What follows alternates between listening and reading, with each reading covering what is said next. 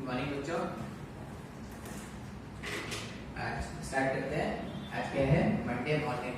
ठीक है, मंडे की सुबह।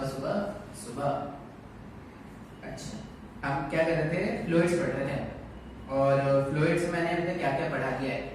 फ्लूइड्स में अगर आप देखोगे तो मैंने तुमको फ्लूइड क्या होता है ये बता दिया, प्रेशर के बारे में बता दिया, प्रेशर के कुछ इंपॉर्टेंट पॉइंट्स बता दिए, प्रेशर के कारण जो फोर्स लगेगा उसका डायरेक्शन कैसा है, प्रेशर का वेरिएशन हाइट के साथ कैसा होता है एंड सो ऑन। ठीक है, अच्छा, फिर बाद वाले लेक्चर में मैनोमीटर पढ़ाया था, बैरोमीटर पढ़ाया था। तो मैनोमीटर क्या करता है? प्रेशर डिफरेंस बताता है। मैनोमीटर एक प्रेशर डिफरेंस मेजरिंग डिवाइस है।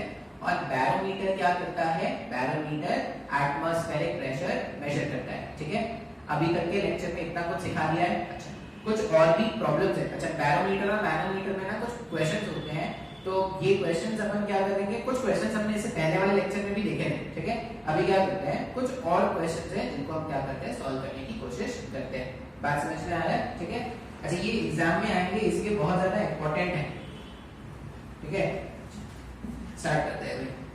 अच्छा, मैंने क्या नोटिस किया ना, मतलब मैंने YouTube में और भी देखे चैनल्स, मतलब अलग अलग तरह के चैनल्स।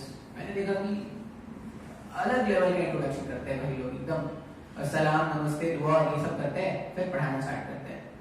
तो इंट्रोडक्शन पार्ट तो बहुत सही होता है, ठीक है, लेकिन जहाँ पे कंटेंट की बात आती है ना, वहाँ पे वो फेल हो जाते हैं। कंटेंट मजेदार नहीं होता।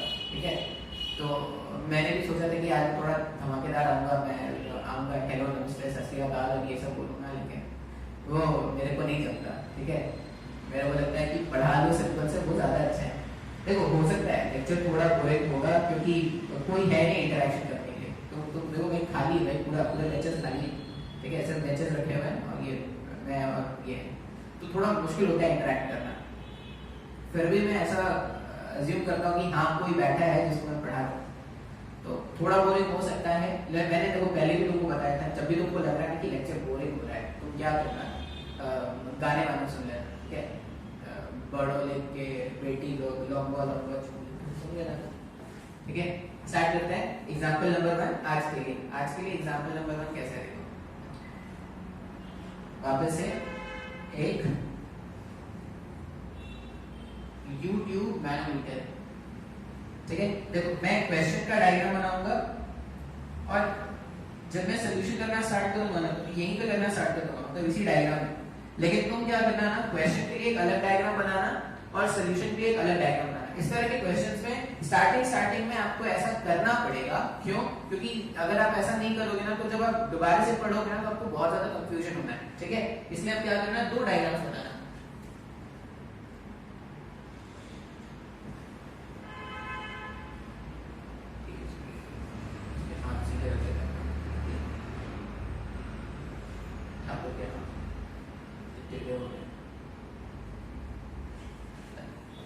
ऐसा एक अरेंजमेंट है ऐसा YouTube मैनोमीटर का।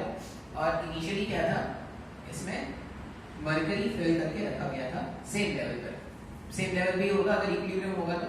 ठीक है, काले रंग से बना दिया, मतलब क्या है वो, मरकरी। ऐसे तुम लोगों को रंग शायद ज्यादा पता नहीं चलता होगा वीडियो में, वो डिपेंड करता है कि हमारे कैमरे का रेजोल्यूशन कैसा है। मेरा कैमरा तो सड़ा हुआ है, फिर भी मैंने जो है ये मैंने एक YouTube मैनोमीटर लिया जिसमें मरकरी डाल के रख दिया HG। ठीक है, अच्छा, अब क्या करते हैं ना, इसी कॉलम में इक्विलिब्रियम में रखा हुआ था, हमसे देखा नहीं गया ये इक्विलिब्रियम। हमने क्या किया, एक साइड पे, मतलब YouTube मैनोमीटर के एक साइड में क्या करते हैं, एक लिक्विड इंट्रोड्यूस कर रहे हैं। कौन सा लिक्विड? ग्लिसरीन। ठीक है, ग्लिसरीन, GLYCERIN, ग्लिसरीन। ये ग्लिसरीन क्या है, रोने के काम में आता है। HG है वो क्या है, आइसोमेनिया किसी को कराना है खुद को तो HG खा सकता है। मत खाना, मर जाओगे HG खा लोगे तो। ये है 10 सेंटीमीटर। हमने क्या किया, 10 सेंटीमीटर का ग्लिसरीन यहाँ पे इंट्रोड्यूस किया है। अच्छा, अब बिकॉज ऑफ दिस ग्लिसरीन, ये जो ग्लिसरीन मैंने यहाँ पे ऐड किया है, उसके कारण क्या होगा, ये ग्लिसरीन यहाँ पे प्रेशर बनाना स्टार्ट कर जाएगा। प्रेशर मतलब दबाव। ठीक है, हिंदी में दबाव। ये ग्लिसरीन जो है वो प्रेशर या दबाव बनाना स्टार्ट करेगा, तो बिकॉज ऑफ दैट दबाव, यहाँ पे जो दबाव इसको मिलेगा उसके कारण ये नीचे शिफ्ट करना स्टार्ट करेगा।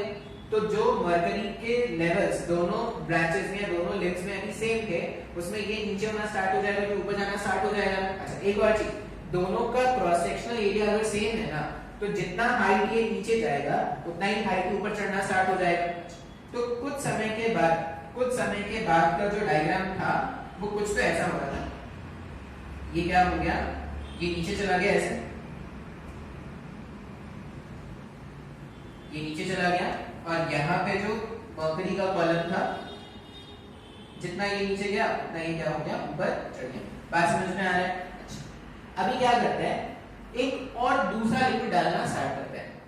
अब एक और दूसरा लिक्विड जब हमने डालना स्टार्ट किया, मान लो मैंने इसके ऊपर डाला एक और लिक्विड, और लिक्विड उतना ही डालेंगे। ये जो लिक्विड है, मान लो यहाँ पे ग्लिसरीन डाला था ना, यहाँ पे एक ग्रीन रंग का लिक्विड है। अच्छा लिक्विड का नाम नहीं पता क्या है, बस ये जो पता है ये जो लिक्विड है उसका डेंसिटी मैं आपको दे दूंगा। ये ग्रीन लिक्विड मैंने डाला। अब मैंने क्या देखा कि जब दोनों का लेवल सेम हो जाता है ना, तो ये इक्विलिब्रियम में आ जाता है डायग्राम। ऐसा क्वेश्चन में गिवन है, मतलब ये क्वेश्चन में आपको बोला जाएगा कि पहले तो मैंने ग्लिसरीन डाला, ग्लिसरीन के कारण प्रेशर का डिफरेंस हुआ, ये मूव करना स्टार्ट किया एंड सो ऑन, ऐसा कुछ हो रहा है।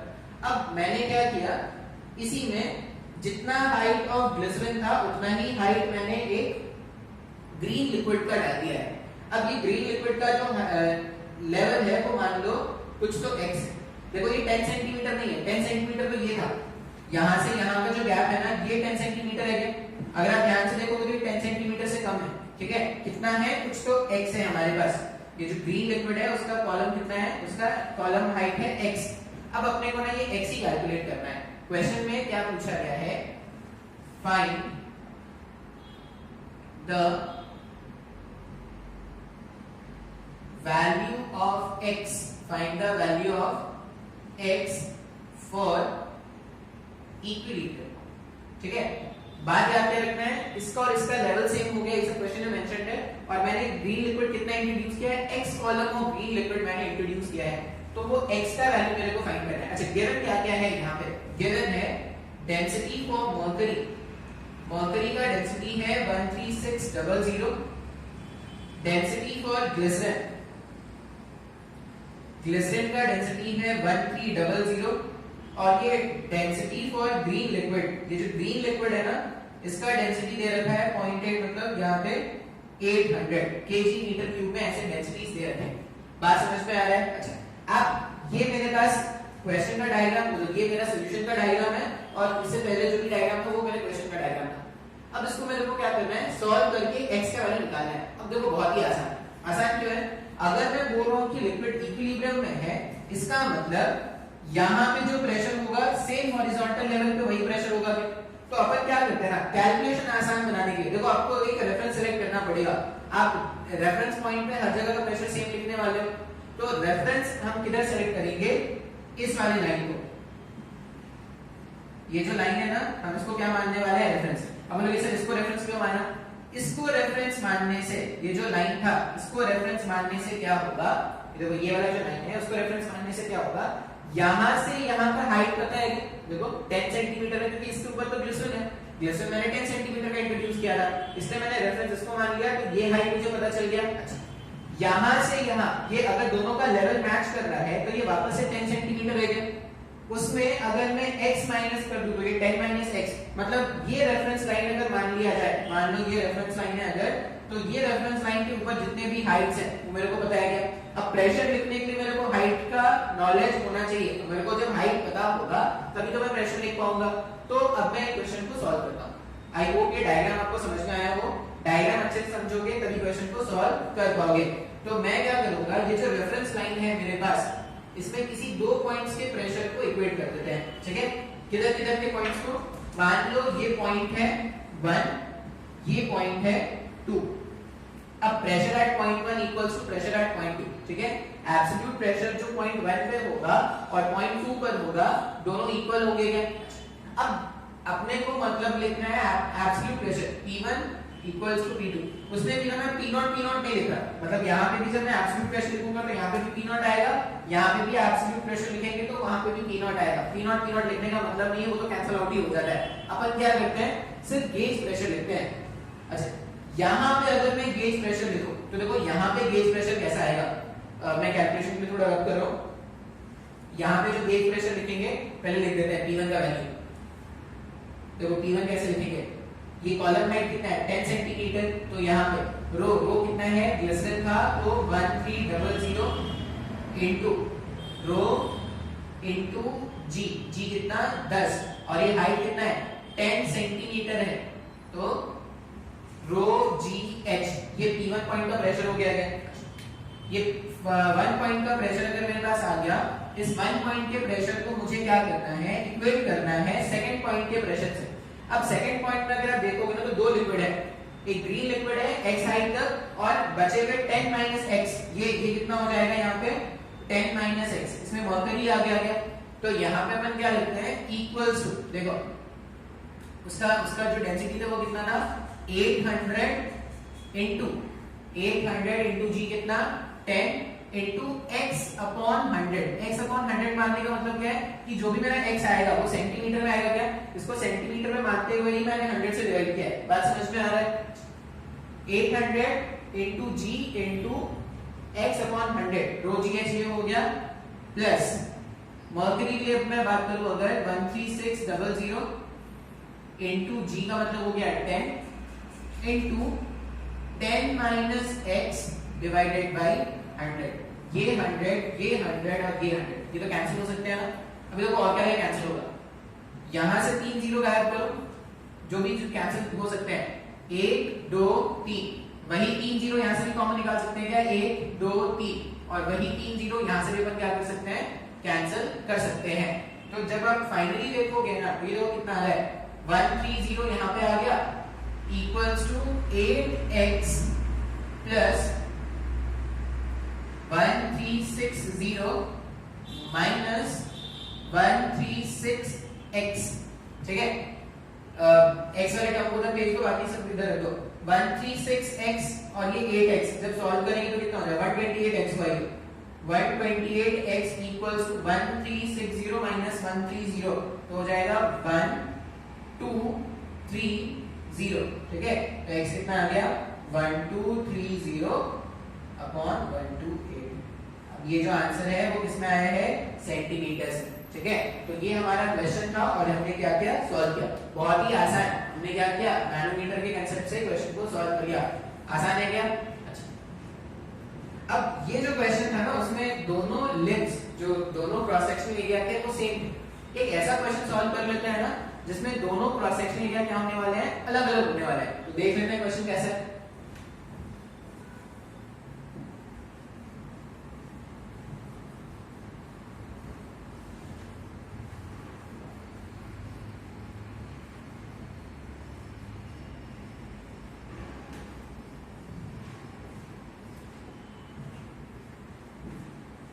अगर तुमको ना फिजिक्स सीखना है ना तो पेशेंस बहुत जरूरी है भाई, पेशेंस पढ़ो। तुमको ऐसा लगेगा ना साढ़े शायद हो सकता है आपको नहीं सर कुछ तो समझ ही नहीं आता सर, कुछ भी नहीं समझ में आ रहा है, क्या करें पढ़ो।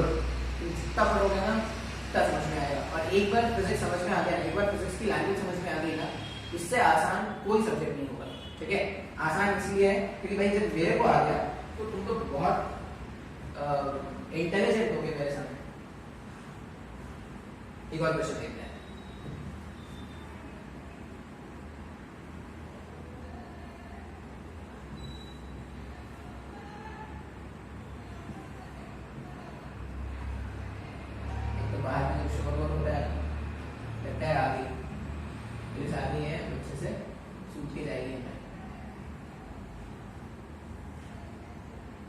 क्यों लड़ते रहते हैं बाहर के लोग, ऐसा है, ठीक है। ये यूट्यूब मैनोमीटर है। अब क्या है ना दोनों के एरिया में डिफरेंस है, ठीक है। ऐसा बोला गया है कि इसका जो क्रॉस सेक्शन एरिया है, पहले तो दोनों में अपन ने क्या किया है मरकरी भर के रख दिया है। फिर से अगर दोनों में अगर मरकरी भर के रख दिया और इक्विलिब्रियम होना है, अगर इक्विलिब्रियम होना है तो दोनों में जो लेवल होना चाहिए, जो हाइट होना चाहिए वो तो सेम होना चाहिए ना। तो स्टार्टिंग में यहाँ पे भी एच लेवल होना चाहिए, वहां पे भी एच लेवल होना। मैंने हाइड्रोस्टैटिक पैराडॉक्स बताया था, ठीक है, ऐसे रखा हुआ है।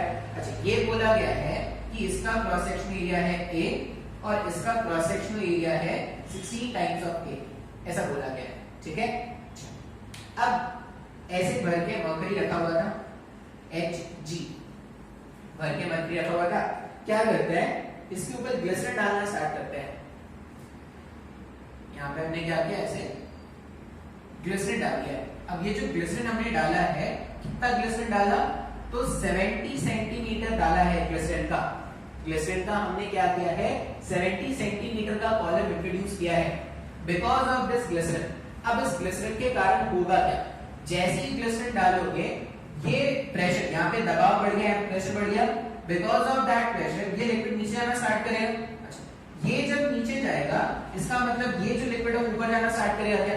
अच्छा, अभी इससे पहले वाले क्वेश्चन में अगर आपने नोटिस किया ना, तो जितना इसको नीचे भेजा था उतना ही इसको ऊपर भेजा था, ऐसे ही भेजा था ना। अभी अगर आप देखोगे तो ये जितना नीचे जाएगा ये उतना ऊपर जाएगा क्या, नहीं, ऐसा नहीं होना चाहिए। क्यों, क्योंकि मान लो यहाँ पे कुछ वॉल्यूम ऑफ लिक्विड, मान लो कुछ वॉल्यूम ऑफ लिक्विड नीचे डिस्प्लेस किया, तो जितना वॉल्यूम यहाँ पे डिस्प्लेस करेगा उतना ही वॉल्यूम यहाँ ऊपर चढ़ेगा। बात समझ में आ रहा है। अब वॉल्यूम क्या होता है, सिलेंडर का वॉल्यूम अगर आप देखोगे तो क्या होता है, बेस का एरिया इनटू हाइट होता है। अच्छा, जितना वॉल्यूम ऑफ लिक्विड यहाँ नीचे आया उतना ही वॉल्यूम ऑफ लिक्विड यहाँ पे ऊपर आएगा, लेकिन दोनों का बेस एरिया अलग अलग है ना। अगर दोनों का बेस एरिया अलग अलग है, मतलब ये जितना नीचे आएगा ये उतना ऊपर नहीं आने वाला, दोनों अलग अलग आने वाले हैं। अब क्वेश्चन में यही पूछा गया है। क्वेश्चन में क्या पूछा गया है कि अगर ये 70 सेंटीमीटर का मैंने लिक्विड डाला, ठीक है, और ये जो था मान लो कुछ x नीचे आ गया, अगर ये कुछ x नीचे आ गया और ये कुछ y ऊपर चढ़ गया, तो find the value of x and y। बात समझ में आ रहा है क्या। ये ग्लिसरीन अगर x लेंथ नीचे चला गया और वो अगर y लेंथ ऊपर चला गया, ठीक है, then find the value of x and y। अब फिर से मैं डायग्राम यही बना ले रहा हूं, अलग से डायग्राम बनाना। x लेंथ नीचे लेके जाना है क्या, मतलब यहां कहीं पे बना लेते हैं, तो ये जो सेंटीमीटर था ये यहां से भी खिसकेगा, ऐसा यहां कहीं पे आ जाएगा, और अब 70 सेंटीमीटर यहां पे।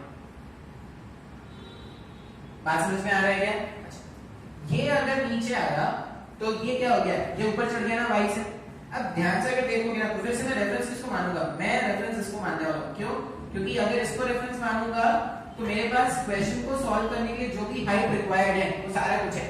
देखो यहां से यहां ये x है क्या, इसका मतलब यहां से यहां ये भी x है ना, तो ये लेंथ हो गया x और इसके ऊपर लेंथ हो गया कितना y, और ये मर्क्यूरी का कॉलम क्या हो गया, y लेंथ ऐसे ऊपर आके चढ़ चुका है।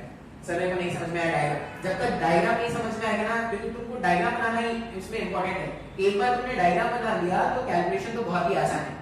बात समझ में आ रहा है। मैंने क्या बोला, ये x लेंथ नीचे गया तो ये y लेंथ ऊपर चला गया। अभी x और y सेम नहीं है, क्यों सेम नहीं है, क्योंकि दोनों के क्रॉस सेक्शनल एरियाज अलग अलग है। अच्छा, फिर हमने रेफरेंस, अब याद रखना जहां पे भी लिक्विड सेपरेट हो रहा है ना, दो लिक्विड सेपरेट हो रहे हैं, वहीं से रेफरेंस ले लेते हैं। ऐसा क्यों करते हैं, क्योंकि ये जो नया लिक्विड इंट्रोड्यूस किया उसका हाइट तो पता है, इसका मतलब इस रेफरेंस के ऊपर जो भी हाइट है वो अपने को पता है, और इस रेफरेंस के ऊपर जो भी हाइट है वो भी अपन निकाल सकते हैं। तो अगर मैं रेफरेंस ऐसा मानना चाहिए जो क्वेश्चन के कैलकुलेशन को आसान बना सके, इसलिए हमने रेफरेंस ऐसा माना है। बात समझ में आ रहा है क्या, ठीक है, चलो सॉल्व करके देखते हैं। अभी मेरे पास दो वेरिएबल x और y।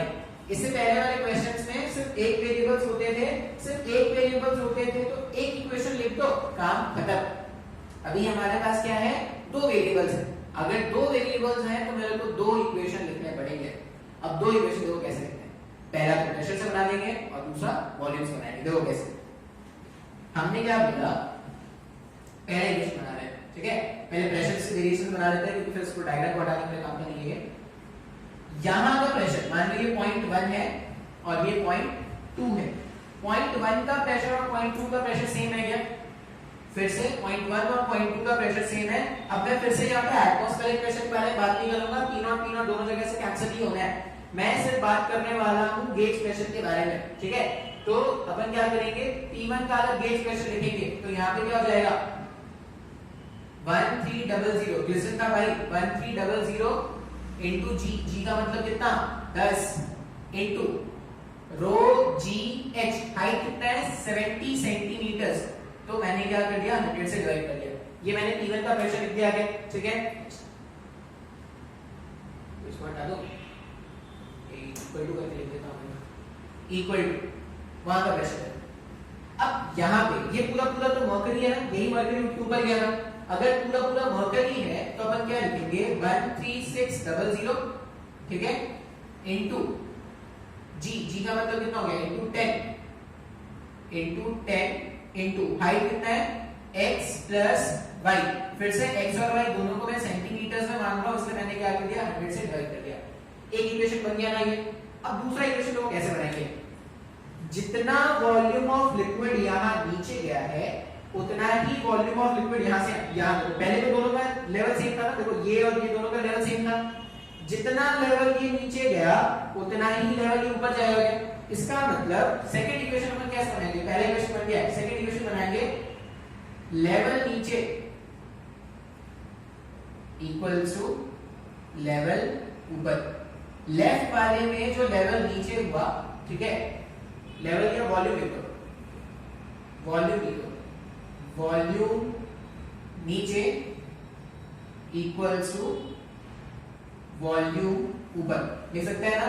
अब देखो ये वॉल्यूम नीचे कितना है, इतना वॉल्यूम नीचे आएगा, इसका क्रॉस सेक्शन एरिया a और ये हाइट कितना x, तो a into x वॉल्यूम नीचे आया, a into x वॉल्यूम नीचे आया, और वॉल्यूम ऊपर तो कितना है, इतना वॉल्यूम ऊपर चढ़ा ना, ये तो पहले से हाइट था, वॉल्यूम इतना ऊपर चढ़ गया तो कितना हो जाएगा 16 into a into y हो जाएगा। तो यहाँ पे क्या लिख दोगे 16a into y, a से a गायब, इसका मतलब x equals to 16 times of y।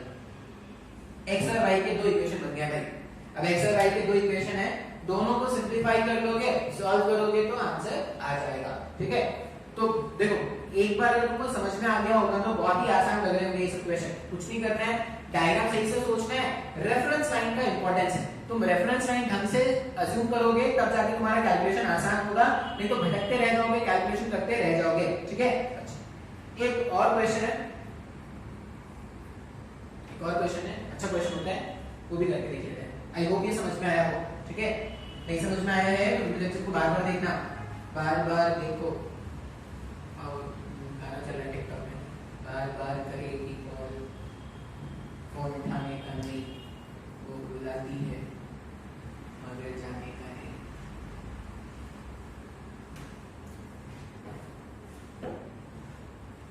तो ऐसा ना मेरा वीडियो देखना फिर टिकटॉक पे, मेरा वीडियो देखना फिर टिकटॉक पे, मतलब एंटरटेनमेंट भी बढ़ेगा, एंटरटेनमेंट भी बढ़ाएंगे, एंड सो बोर नहीं होगे तो स्टार्ट करते हैं, ठीक है। एग्जांपल नंबर 3, आज के दिन का एग्जांपल नंबर 3, ठीक है। तो फर्स्ट आते हैं क्या, एग्जांपल नंबर 3 सॉल्व करें, देखते हैं। अभी क्या है ना, एक क्वेश्चन सॉल्व कर रहे हैं। क्वेश्चन कैसा था, एक ट्यूब है, ठीक है। क्वेश्चन में क्या है, एक ऐसा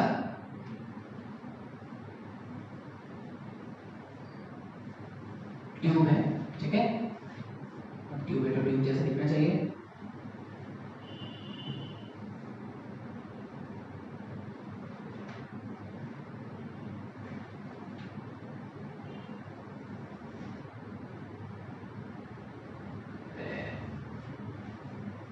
ठीक है। ये कैसा ट्यूब है, और इस ट्यूब में हमने क्या किया है, मान लो इसका रेडियस जो है कितना है r, और एक वॉल लगा है यहाँ पे, ठीक है। यहाँ पे क्या है, एक वॉल लगा हुआ है, और इस वॉल में किया गया है, तो वॉल क्या कर रहा है, दो लिक्विड्स को सेपरेट करके रख रहा है, ठीक है। यहाँ पे ये मान लो पहला लिक्विड जिसका डेंसिटी कितना है ρ1, ठीक है, रेड लिक्विड है, इसका डेंसिटी है ρ1, और एक और लिक्विड है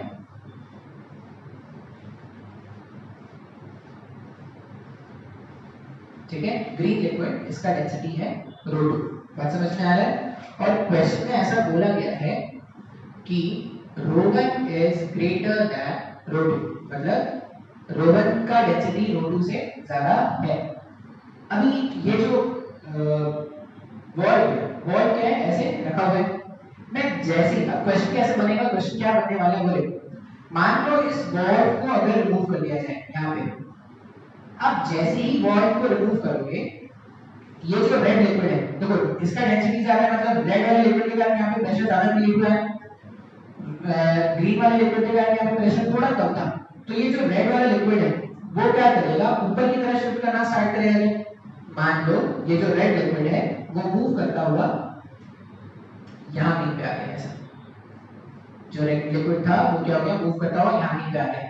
तो अब जो इंटरफेस है, पहले इंटरफेस यहाँ कहीं पे था, अब ये जो इंटरफेस है वो कोई थीटा एंगल से टिल्ट हो गया है। अच्छा, यहाँ पे अगर टिल्ट हुआ है इसका मतलब वो थीटा एंगल से यहाँ पे भी टिल्ट हो गया होगा, क्योंकि वॉल्यूम तो अभी भी सेम रखना है। अच्छा, ये रेड वाला अगर इधर टिल्ट हुआ तो ये जो ग्रीन लिक्विड है, ये जो ग्रीन लिक्विड है वो क्या होगा, वो भी शिफ्ट हो जाएगा। ग्रीन लिक्विड भी क्या हो जाएगा, थीटा एंगल से ऐसे टिल्ट हो जाएगा। बात समझ में आ रहा है क्या? अच्छा, अभी हमें क्या करना है, क्वेश्चन में क्या बोला गया है, find theta for equilibrium condition. ठीक है, जब इक्विलिब्रियम आ जाएगा, जब इक्विलिब्रियम आ जाएगा तो थीटा कितना होगा ये पूछा गया है। इक्विलिब्रियम आ जाएगा मतलब लिक्विड मूव करना बंद कर देगा। ठीक है, अच्छा, अभी क्वेश्चन को सॉल्व करने के लिए क्या करते हैं, देखो मान लो ये मेरा ऐसा रेफरेंस लाइन है, यहाँ पे ये थोड़ा डायग्राम एडजस्ट करना पड़ेगा। मान लो ये मेरा रेफरेंस लाइन है। अब मैं अगर इक्विलिब्रियम के बारे में बात करूं तो ये लिक्विड का वॉल्यूम देखो, तो ये लिक्विड का कॉलम जितना प्रेशर यहाँ पे क्रिएट करेगा उतना ही प्रेशर ये ग्रीन कॉलम प्लस ये लिक्विड कॉलम को करना चाहिए ना, रेड वाले को। जितना प्रेशर यहाँ से आ रहा है उतना ही प्रेशर अगर यहाँ से आ जाए, इसका ये मतलब होगा कि लिक्विड फ्लो करना बंद कर देगा। बात समझ में आ रहा है? तो अपन क्या करते हैं, इस रेड वाले कॉलम के कारण यहाँ पे प्रेशर लिखते हैं और ये ग्रीन प्लस रेड वाले के कारण यहाँ पे प्रेशर लिखते हैं। फिर दोनों प्रेशर्स को अपन क्या करेंगे, इक्वेट कर देंगे, सॉल्व करने से थीटा आंसर आ जाएगा। बात समझ में आ रहा है? अच्छा, अभी कॉलम का प्रेशर लिखने के लिए ना आपको रेफरेंस लाइन से हाइट जानना पड़ेगा। तो ध्यान से देखना हाइट कैसे कैलकुलेट करते हैं। देखो, अगर ये r है, मैं इसको अगर ऐसे ज्वाइन करूं, ये जो ट्रायंगल है ये थीटा, तो ये भी थीटा बनेगा क्या, ये थीटा तो ये थीटा। अगर ये थीटा है, ठीक है, तो यहां से यहां ये अगर थीटा हो गया तो ये r sin थीटा है, ये लेंथ। अगर ये r sin थीटा है ना, तो ध्यान से देखो, ये जो लेंथ है रेफरेंस लाइन से जो हाइट है यहां से यहां तक r sin थीटा है ना, इसको लिख दिया r sin थीटा। तो ये जो हाइट बचेगा वो कितना हो जाएगा, r - r sin थीटा। लिख सकते हैं क्या ऐसा? सभी को नहीं समझ में आएंगे, ध्यान से देखना है भाई। देखो, जो हाइट का कैलकुलेशन है वही इसमें मुश्किल है। एक बार तुम हाइट कैलकुलेट करना सीख जाओगे फिर कोई प्रॉब्लम नहीं होगा इसमें, क्योंकि फिर तो प्रेशर को इक्वेट ही करना है। अच्छा, ग्रीन वाले कॉलम का हाइट जानते हैं। ग्रीन वाले कॉलम का हाइट मतलब क्या है, अपने को फिर से ये r है ऐसा, यहां से यहां तक का जो हाइट है वो ग्रीन वाला का हाइट हो गया है। ठीक है, रेफरेंस लाइन यहां कहीं पे हमारा रेफरेंस लाइन था, ऐसा ऐसा हमारा रेफरेंस लाइन। बात समझ में आ रहा है? अच्छा, ग्रीन वाला जो हाइट है ना वो बॉटम को टच नहीं कर रहा है। बात समझ में आ रहा है? क्यों नहीं कर रहा है? क्योंकि रेड वाले के कारण भी कुछ हाइट होगा जब, तो यहां पे ये ग्रीन वाले के कारण हाइट है और रेड वाले लिक्विड के कारण जो हाइट होगा वो ऐसा कुछ हो जाएगा यहां से यहां। ठीक है, अब फाइंड करते हैं। फिर से ध्यान से देखना है कि अपन कैसे फाइंड करने वाले हैं। ये अगर रेडियस है, अगर ये रेडियस है, ये थीटा है, तो ये r sin थीटा हो गया। मतलब यहां से यहां तक का हाइट, यहां से यहां तक का हाइट r sin थीटा होने वाला है क्या? जैसे इसमें फाइंड किया था वैसे ही वहां पे भी फाइंड कर लिया। ठीक है, फिर से ये अगर r है और ये अगर थीटा है तो ये जो हाइट है यहाँ पे, ये जो हाइट है वो r cos थीटा हो जाएगा। मतलब यहां से यहां तक कितना, r cos थीटा। अच्छा, अभी ध्यान से देखना, यहां से यहां पूरा r था, उसमें यहां से अगर r cos थीटा होगा तो बचा हुआ लेंथ कितना है, r - r cos थीटा होगा ना। तो ये जो लेंथ है वो r minus r cos theta हो गया। हाँ या ना? मैंने क्या कर लिया है, जो भी हाइट मेरे को रिक्वायर्ड थे, जो भी हाइट मेरे को चाहिए थे क्वेश्चन सॉल्व करने के लिए, मैंने फाइंड कर लिया है। अब ध्यान से देखना, टाइम लगे तो लगने दो। आप जब तक ये हाइट का कैलकुलेशन नहीं समझोगे आप ये क्वेश्चन नहीं सॉल्व कर पाओगे। तो डायग्राम को ध्यान से देखना, ट्रायंगल्स को ध्यान से देखना, मैंने किसको कैसे ट्रायंगल्स बनाए हैं, कैसे थीटा लिया, कैसे कंपोनेंट लिया, जो भी रिक्वायर्ड हाइट है वो मैंने यूज किया। अच्छा, इस कॉलम के कारण अगर मान लो ये पॉइंट P है, पॉइंट P पे अगर मैं हाइट लिख रहा हूं सिर्फ ये रेड वाले कॉलम के कारण, ये जो लेफ्ट हैंड साइड में है, तो यहां पे देखो प्रेशर कितना है इसका, ρ1 इसका प्रेशर है इनटू g, और ये हाइट कितना है r 1 minus sine theta. Sir नहीं आया समझ में, यहां से यहां का हाइट देखा था वो r minus r sine theta था क्या, और यहां पे जो लिक्विड है उसका डेंसिटी कितना है ρ1, तो ρ1 into g r 1 minus sine theta. अच्छा, इक्वल्स, अब यहां पे जो राइट वाले कॉलम में जो लिक्विड है उसके कारण जो पॉइंट P पे प्रेशर होगा वो तो मैच होना चाहिए ना। अच्छा, अब देखो कैसे लिखते हैं, कुछ प्रेशर ग्रीन वाले लिक्विड के कारण है और कुछ प्रेशर रेड वाले लिक्विड के कारण है ना, तो दोनों का सम जो होगा वही तो नेट प्रेशर होगा। अच्छा, फिर से यहां पे तो P0 के बारे में बात ही करेंगे। ग्रीन वाले में अगर मैं लिखूं तो देखो ग्रीन वाले का डेंसिटी कितना, ρ2 इनटू g। अब इसका हाइट देखो, यहां से यहां तक r sin थीटा, यहां से यहां तक r cos theta, r common बाहर निकाल दो तो sin theta plus cos theta लिख सकते हैं ऐसा, ठीक है। ये मैंने ग्रीन वाले का कारण लिखा, रेड वाले के कारण भी कुछ प्रेशर बन रहा है ना, तो रेड वाले का हाइट कितना है r 1 minus cos theta, red वाले का डेंसिटी था ρ1 g r 1 minus cos theta. बात समझ में आया है क्या? अब बस इसको सिंपलीफाई कर दोगे ना तो आंसर आ जाएगा। मैं डायग्राम बता दे रहा हूं, डायग्राम मेरे काम में नहीं है, अब डायग्राम बनाना अच्छे से डायग्राम बनाओगे तब जाके आपको सॉल्यूशन समझ में आएगा।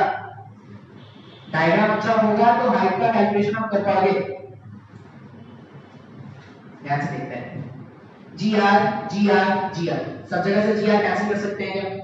जैसे ही GR कैंसिल कर दोगे ना तो यहाँ पे आ जाएगा ρ1 minus ρ1 sin theta, ρ1 minus ρ1 sin theta equals, यहाँ पे क्या हो जाएगा, GR तो कैंसिल हो गया है, ρ2 sin theta plus ρ2 cos theta, ρ2 sin theta plus ρ2 cos theta plus ρ1 minus ρ1 cos theta, plus ρ1 इधर भी है प्लस ρ1 इधर भी है, कैंसिल आउट कर दो। अच्छा, अब अगर मेरे को थीटा फाइंड करना है ना तो क्या करते हैं, साइन वाले टर्म्स को एक साथ लिख देते हैं और cos वाले टर्म्स को एक साथ लिख देते हैं, ठीक है। तो साइन वाले टर्म्स को अगर एक साथ लिखना है ना, इस वाले टर्म को भेज दो उधर, तो यहाँ पे क्या हो जाएगा, साइन थीटा कॉमन ले लिया, साइन थीटा कॉमन लिया तो ρ2 प्लस ρ1 हो जाएगा इक्वल्स, ये दोनों टर्म को उधर भेज दो। अगर दोनों टर्म को उधर भेज दोगे तो cos थीटा कॉमन, अच्छा ये उधर गया तो प्लस हो जाएगा, ये उधर गया तो माइनस हो जाएगा, ये हो जाएगा ρ1 माइनस ρ2। बात समझ में आया क्या? अब सॉल्व कर दो, cos थीटा को नीचे लाके डिवाइड कर देते हैं, tan theta equals to ρ1 minus ρ2 divided by ρ2 plus ρ1 या ρ1 प्लस ρ2, ये हमारा आंसर है। tan थीटा मिल गया मतलब थीटा मिल जाएगा। बात समझ में आया? तो क्वेश्चन इतना कोई मुश्किल नहीं है, क्वेश्चन बहुत ही आसान है, बस आपको क्या करना है, एक तो हाइट का कैलकुलेशन आपको अच्छे से करना है। एक बार आपने अगर हाइट अच्छे से कैलकुलेट कर लिया ना तो कोई प्रॉब्लम नहीं होगा कैलकुलेशन करने में। बात समझ में आया? अभी नेक्स्ट में अपन क्या करेंगे, नेक्स्ट में अपन प्रेशर कैलकुलेट या प्रेशर के कारण सरफेस पे जो फोर्सेस लगेंगे उसके बारे में बात करेंगे, ठीक है। ये 3 एग्जांपल्स थे, नेक्स्ट लेक्चर देखते हैं क्या है। टॉपिक क्या है, force experienced by the container या force experienced by the walls of the container, ठीक है। जिस कंटेनर में हमने लिक्विड रखा है उसके वॉल्स पर कैसा फोर्स लगेगा ये अपने को कैलकुलेट करना है, ठीक है। मान लो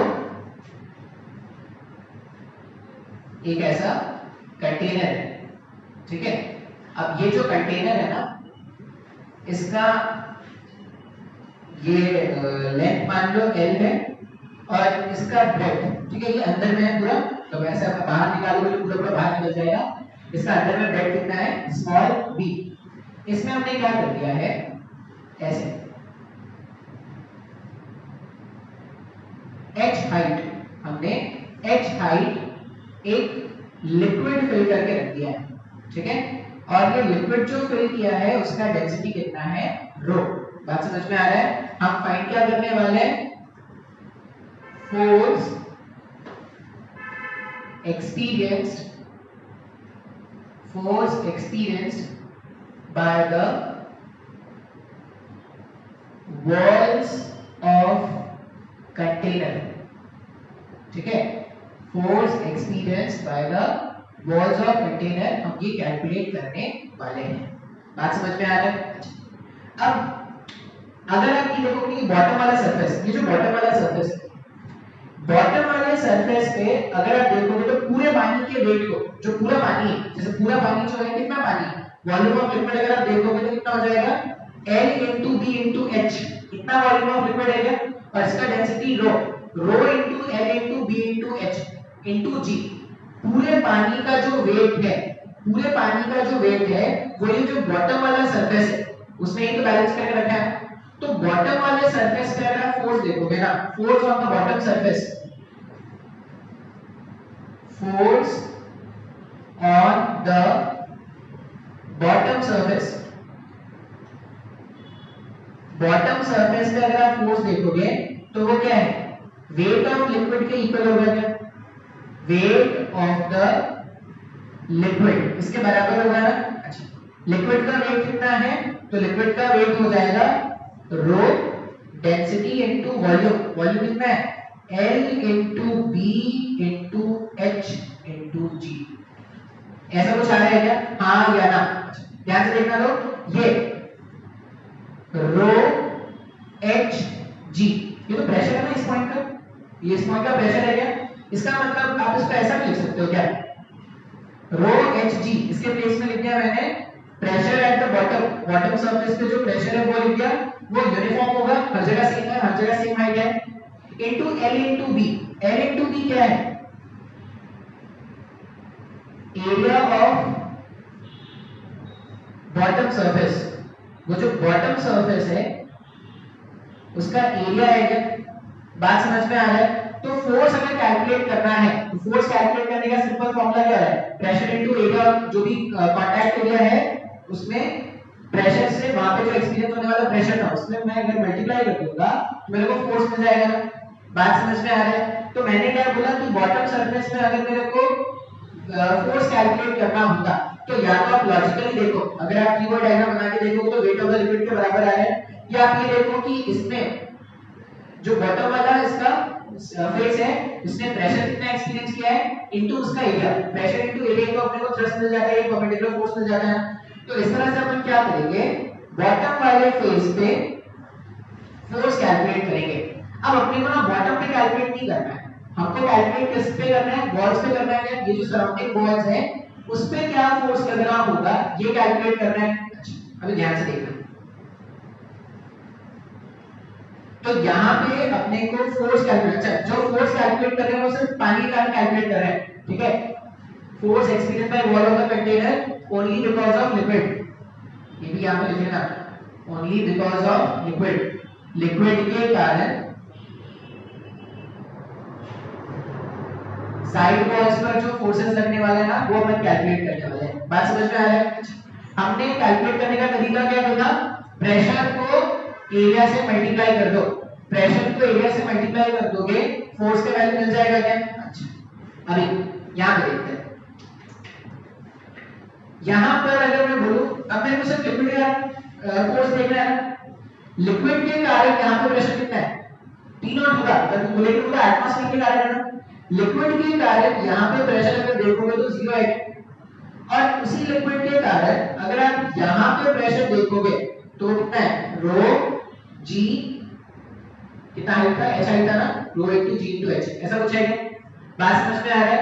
लिक्विड के कारण यहां पे प्रेशर 0, लिक्विड के कारण यहां पे प्रेशर रो इनटू जी इनटू h। यहां से यहां जाते वक्त प्रेशर जो है वो लीनियरली इंक्रीज हो रहा है क्या, यहां से यहां जाते वक्त प्रेशर जो था वो लीनियरली इंक्रीज हो रहा है, ठीक है। अच्छा, प्रेशर कांस्टेंट तो है नहीं, अब अगर प्रेशर कांस्टेंट है नहीं तो उससे क्रिएट होने वाला जो फोर्स होगा वो कांस्टेंट होगा क्या?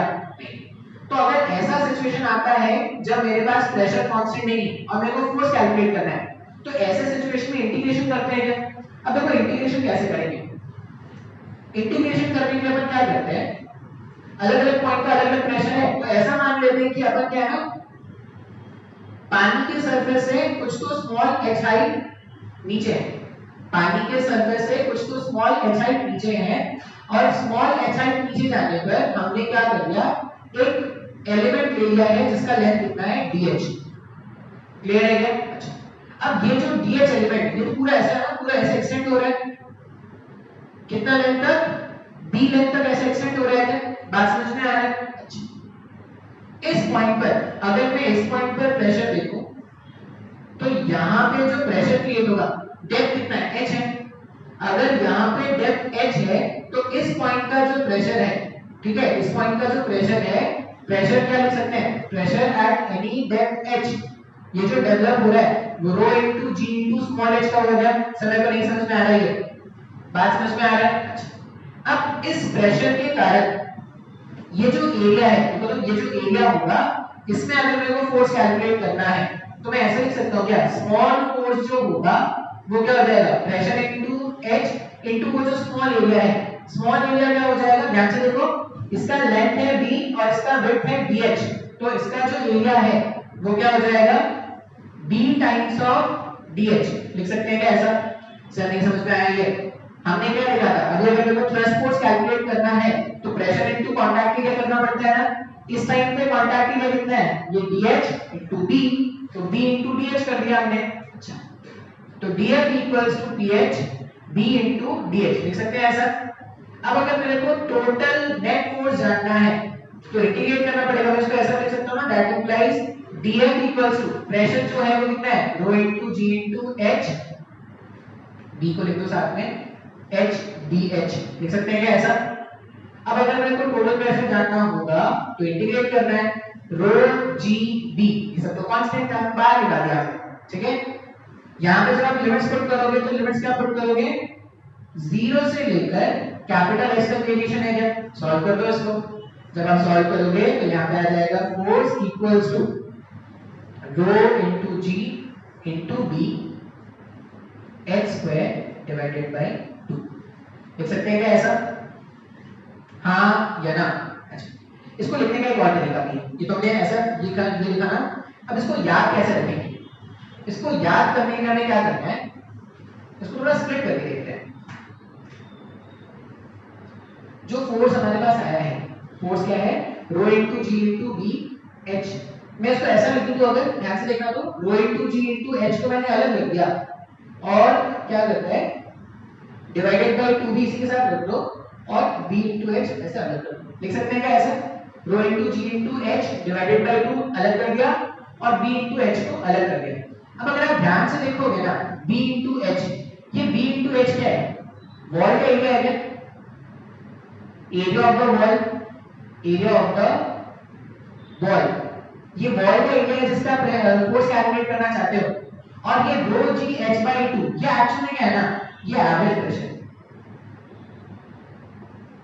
ये एक्चुअली क्या है, एवरेज प्रेशर। कैसे देखो, जब भी वैल्यूज लीनियरली, मैंने तुमको ना ये बताया था काइनेमेटिक्स में, जब भी एक्सेलरेशन कांस्टेंट होता है तो एवरेज वेलोसिटी अपन कैसे निकालते थे, v plus u divided by 2, ठीक है।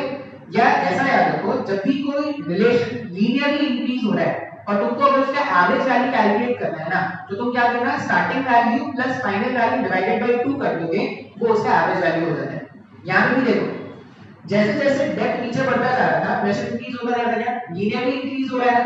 अगर प्रेशर लीनियरली इंक्रीज हो रहा है तो उसका एवरेज क्या लिखते हैं, यहां का प्रेशर प्लस यहां का प्रेशर डिवाइडेड बाय 2, तो 0 plus row ji H divided by 2, यही तो आ रहा है रो जी एच बाय 2। इसका मतलब अगर मुझे वॉल्स पर फोर्स कैलकुलेट करना है तो मैं ये फॉर्मूला याद कर सकता हूं क्या, फोर्स ऑन वॉल्स पे जो फोर्स होगा वो क्या हो जाएगा, P एवरेज। अब ये P average into contact area, बात समझ में आ रहा है क्या? अच्छा, ये फॉर्मूला तुम्हारे पास जो हमने पहला बॉटम वाले केस में फाइंड किया था ना, वहां भी काम आ जाएगा। देखो वहां पे पी एवरेज कितना होगा, रो जी एच हर जगह अगर देखोगे तो हर जगह प्रेशर कितना होगा, रो जी एच। बात समझ में आ रहा है? तो उसका एवरेज भी क्या होता है, रो जी एच ही होता है ना। अगर उसका एवरेज रो जी एच है तो रो जी एच इनटू एरिया ऐसे ही तो आएगा। बात समझ में आ रहा है? तो जब भी आपको फोर्स कैलकुलेट करना है एक लिक्विड ने सरफेस पे कितना फोर्स अप्लाई किया है, अगर तुमको ये कैलकुलेट करना है तो तुम सिंपली क्या करना, P average into contact area कर देना, इसको मल्टीप्लाई कर दोगे, सॉल्व करोगे, आंसर आ जाएगा। बात समझ में आ रहा है? आज इतना ही रहने देते हैं। इसके बाद का लेक्चर में अपन क्या करेंगे, कर्व एरिया में कैलकुलेट करेंगे कि अगर एरिया कर्व है, नहीं तो क्या था रेक्टेंगुलर शीट था, बहुत ही आसान था गॉस प्रेशर कैलकुलेट करना।